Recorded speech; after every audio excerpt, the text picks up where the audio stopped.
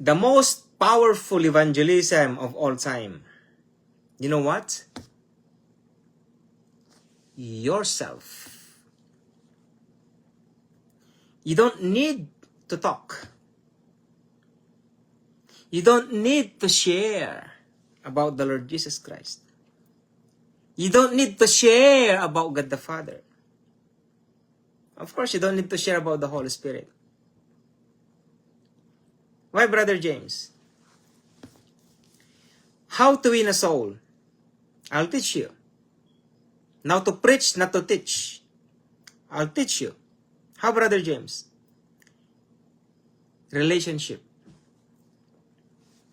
Build your relationship with Him or with them. In many occasions, let them see the glory of God Jesus Christ in you. Let them see the glory of God the Father in you. Let them see the Holy Spirit, a God, living inside you. And they will respect you.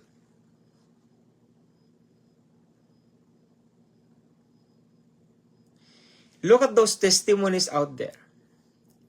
Every people who saw the Lord Jesus Christ in their dream or even in physical. Every time they see the eyes of the living God, it seems like the eyes of the Lord Jesus Christ seeing the inner being of our lives.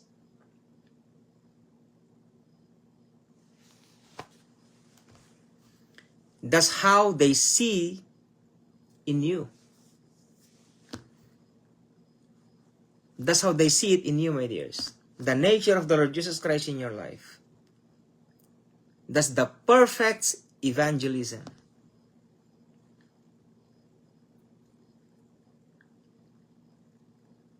That's how I do.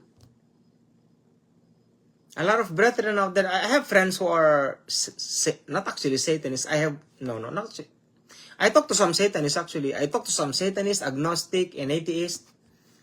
I prayed for them.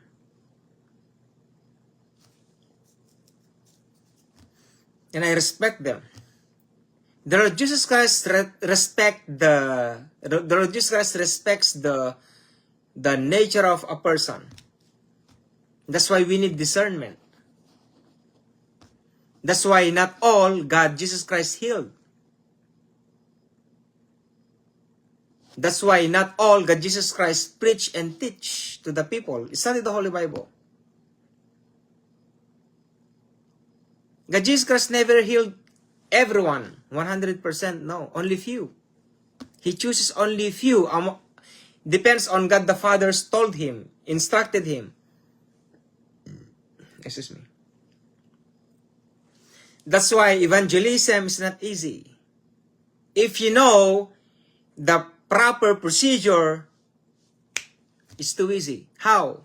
Your life. Your life is enough as a testimony before them. You can win them by your testimony, my dears. Once they see you, they're gonna be blessed.